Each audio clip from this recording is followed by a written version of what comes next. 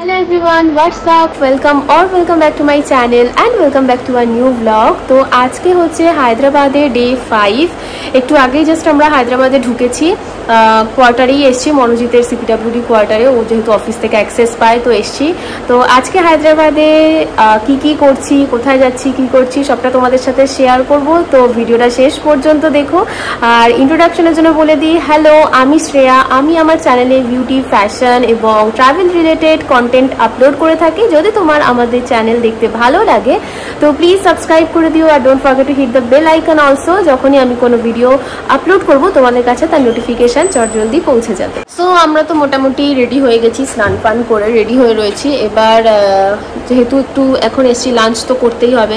আর আমার এর মধ্যে নেবে একটুখানি শরীরটাও হালকা খারাপ হয়ে গেছে, তো একটুখানি ঠান্ডা গরমি লেগে গেছে। আর যেহেতু ওয়েদারটাও ভীষণ ভালো। আর কালকে রাতে একটা দারুণ কেস হয়েছে, সেটা হচ্ছে রাত্রেবেলা কালকে আমাদের কম্পার্টমেন্টের পাশে যে ভদ্রলোক শুয়েছিলেন উনি এত নাক ডেকেছেন যে আমাদের কারোর পক্ষে ঘুমানো একদমই পসিবল হয়নি।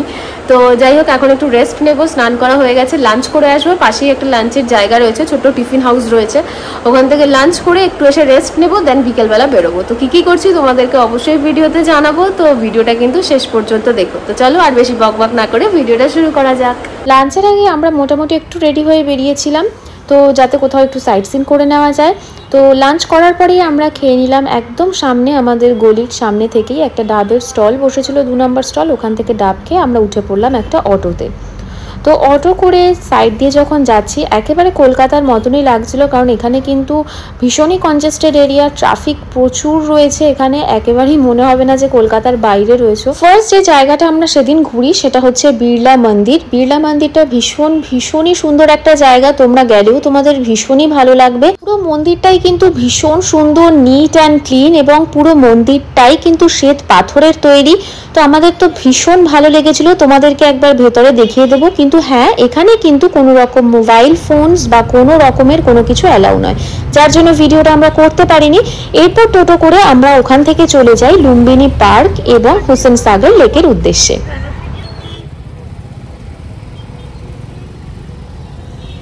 বিড়লা মন্দিরের একটা অংশ থেকে কিন্তু দাঁড়িয়ে পুরো হুসেন সাগর লেকটা এবং লুম্বিনী পার্কটা দেখা যায়। এই রোডটাকে স্পেশালি কিন্তু বলা হয় নেকলেস রোড। তারও একটা স্পেশাল কারণ আছে, কারণ তোমরা যখন বিড়লা মন্দিরের ওপর থেকে এই পুরো রাস্তাটা দেখবে, মানে এই লুম্বিনী পার্ক আর হুসেন সাগর লেকের রাস্তাটা দেখবে, তোমরা দেখতে পাবে পুরো কিন্তু একটা নেকলেস প্যাটার্নের রোডটা।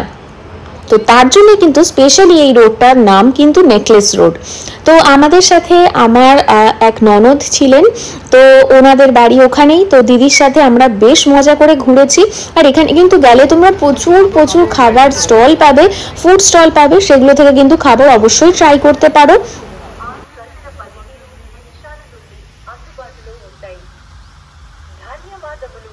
লুম্বিনী পার্কে এন্ট্রি নেওয়ার পরে কিন্তু আমরা ওখানে 2টো টিকিট কাটি। তোমাদেরকে গেলেও কিন্তু 2টো টিকিট কাটতে হবে। তোমরা ওখান থেকে যেতে পারো হুসেন সাগর লেক করে পুরো বুদ্ধা টেম্পলটার কাছে, বুদ্ধ স্ট্যাচুর কাছে। তো সেখানে তোমাদের একটা টিকিট নিতে হবে, এবং বিকেলবেলা কিন্তু ওখানে খুব সুন্দর একটা লাইট শো হয়, লাইট অ্যান্ড সাউন্ড শো। তো সেটাও কিন্তু তোমরা এনজয় করতে পারো, তার টিকিটটাও কিন্তু তোমাদেরকে তখনই করে নিতে হবে। তো 2টো টিকিটই আমরা কিন্তু ওখানে করে নেই, করে তারপরে আমরা বোটে যাই। বোটে গিয়ে কিন্তু পুরো লেকটাকে ভিজিট করে আমরা পৌঁছাই বুদ্ধা টেম্পলের কাছে। যদি তোমরা একটু ভালো করে নজর করো তবে দেখতে পাবে ভীষণ সুন্দরভাবে কিন্তু সানসেট হয়, এবং ওখানের সানসেটটা একদম কিন্তু বুদ্ধা টেম্পল বা বুদ্ধা স্ট্যাচুটার পেছন থেকেই হয়।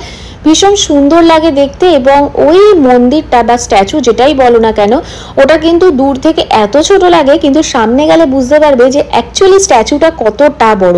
যদিও আমার একটুখানি জলে ফোবিয়া আছে, কারণ আমি সাঁতার জানি না, তো আমার একটু ভয় করছিল, কিন্তু বিশ্বাস করো জার্নিটা ভীষণ এনজয় করেছি। তোমরাও গেলে কিন্তু এই বোট রাইডিংটা একেবারেই মিস করো না।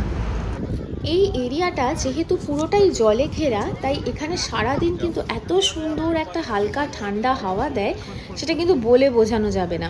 আর স্ট্যাচুটা দূর থেকে দেখো কতটা ছোট লাগছিল, এবং কাছ থেকে এসে কিন্তু এটা যথেষ্ট বড় লাগে। হুসেন সাগর লেক থেকে ফিরসে বোটে করে এসে আমরা ডাইরেক্ট চলে আসি লাইট অ্যান্ড সাউন্ডটা দেখার জন্য, যেটা ছিল 4টে থেকে।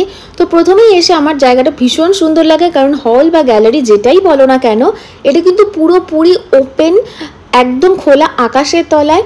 তো যখন লাইট অ্যান্ড সাউন্ডটা শুরু হলো ভীষণ সুন্দর লেগেছে জিনিসটা, এটা কিন্তু একদম তোমরা মিস করো না, অতি অবশ্যই এটা দেখো, ভীষণ ভীষণ ভালো লাগবে। খুব সুন্দর একটা স্টোরি কিন্তু এখানে বলা হয়েছে হায়দ্রাবাদকে নিয়ে, এবং তার সাথে আমাদের ইন্ডিয়ার অনেক হিস্ট্রি, অনেক মাইথোলজিও কিন্তু এখানে তোমরা জানতে পারবে, দেখতে পারবে। বেশ ভালো কিন্তু এনজয় করার একটা জিনিস এটা বলতে পারো।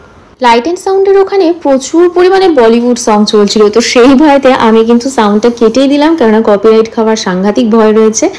তো যাই হোক, তোমরা এটা দেখে কিন্তু অবশ্যই জানিও, যদি তোমরা কেউ গিয়ে থাকো অবশ্যই কমেন্ট সেকশনে জানিও যে তোমাদের কেমন লেগেছে। এটা কিন্তু দারুণ একটা জিনিস, আমার কিন্তু পার্সোনালি এই জিনিসটা বেশ ভালো লেগেছে। ওখান থেকে ডিরেক্টলি আমরা চলে যাই কোয়ার্টারের সামনে একটা সাউথ ইন্ডিয়ান রেস্টুরেন্টে, ওখান থেকে দুটো ভেজ থালি পার্সেল করে নিয়ে আমরা কোয়ার্টারে বসেই ডিনারটা সারি। বাট যাদের তোমাদের সাউথ ইন্ডিয়ান খাবার খেতে কোনো প্রবলেম হয় না তাদের তো কোনো ব্যাপারই না, কিন্তু এই টক জাতীয় সাউথ ইন্ডিয়ান খাবার আমার সত্যি কথা বলতে একদম পোষায়নি। শেষে কিন্তু মনোজিৎ একটা লাস্সি খেয়ে আজকে দিনটা শেষ করলো। তো চলো, তোমাদের সাথে দেখা হচ্ছে পরের কোনো একটা ভ্লগে। কমেন্ট করে জানিও কেমন লাগলো। টাটা।